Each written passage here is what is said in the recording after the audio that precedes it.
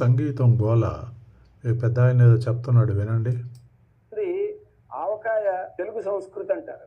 కానీ ఆవకాయలోకి ఉపయోగించే మిరపకాయలు డచ్ దేశస్తులు 16వ శతాబ్దంలో మన దేశానికి తెచ్చే వరకు మనకి తెలియదు మిరపకాయ గురించి. మరి ఇప్పుడు ఆంధ్రుల సంస్కృతి డచ్ వారి సంస్కృతి కలిసిపోయినట్టే కదా.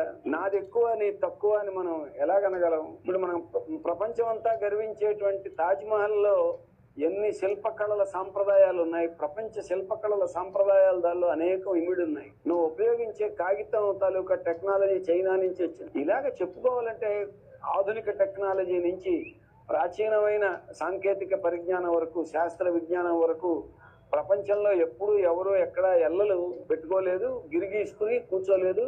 నాది గొప్ప నీది తక్కువ అని ఎప్పుడు అనుకోలేదు. ఏ సంస్కృతిలో ఏది గొప్పో దాన్ని స్వీకరించి మేము పెరుగుదాం అని అనుకున్నారు తప్ప మిగతా వాళ్ళని చిన్న చూపు చూడాలనేటువంటిది సామాన్య ప్రజల్లో ఎప్పుడూ లేదు. అయితే ఇది ఎక్కడున్న జబ్బు అంటే ఆధిపత్య వర్గాల వాళ్ళకి ఈ రకమైన జబ్బు ఉంది. నా సంస్కృతి ఎక్కువ అని చెప్పడం ద్వారా నా పరిపాలనలో ఉన్న ప్రజలు గొప్పవాళ్ళన్న ఫీలింగ్ వాళ్ళలో కలిగించి ఆ పక్క దేశం వాళ్ళ మీద యుద్ధం చేయడానికో వాళ్ళ మీద పెత్తనం చేయడానికో దీన్ని వాడడం. అలాగే మన దేశంలో ఉన్నటువంటి కుల వ్యవస్థలో కూడా ఈ ఆధిపత్య సంస్కృతి ఉంది.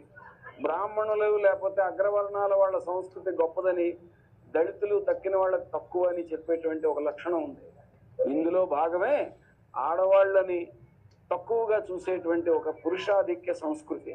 ఇది చాలా ఘోరమైన జబ్బు. సమాజంలో సగ భాగాన్ని తక్కువగా చూసే హక్కు మాకే ఉంది అని మగవాళ్ళు వాళ్ళకి వాళ్ళు ఆపాదించుకున్నటువంటి ఒక దురహంకార పూరితమైనటువంటి జబ్బు. ఈ జబ్బు ఉన్నందుకు మగవాళ్ళు సిగ్గుపడాలి, దాని మీద పోరాడాలి, దాని నుంచి బయటపడాలి. కానీ ఇప్పుడు ఈ చర్చలో కనబడుతున్నది ఏంటంటే ఆడవాళ్ళు ఎలాంటి బట్టలు వేసుకోవాలో మగవాళ్ళు నిర్ణయిస్తున్నారు, సూచిస్తున్నారు. మరి మగవాళ్ళు ఎలాంటి బట్టలు వేసుకోవాలో ఆడవాళ్ళు సూచిస్తున్నారా? సూచిస్తే మగవాళ్ళు ఒప్పుకుంటారా?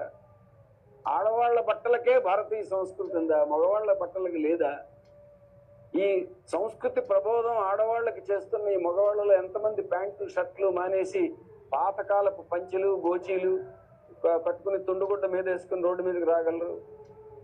అందుకని ఒక అనవసరమైనటువంటి చర్చ తప్ప ఈ సంస్కృతి పేరుతో వస్త్రధారణ మీద కామెంట్ చేసి సమాజంలో 2 ముక్కలు చేసి ఒక చీలికి తీసుకురావడం అనేటువంటి దానివల్ల మన సంస్కృతి తాలూకా గొప్పతనము మనకి తెలియట్లేదు. ఇన్క్లూజివ్నెస్, అన్ని సంస్కృతుల్లోని మంచిని కలుపుకునేటటువంటి ఆ ధోరణి పెంపొందించడము జరగట్లేదు. ఒక ఆధిపత్య సంస్కృతి నాదే గొప్ప అనుకునే ఒక దురహంకారాన్ని ప్రచారం చేయడానికి ఇది మాత్రమే దారితీస్తుంది.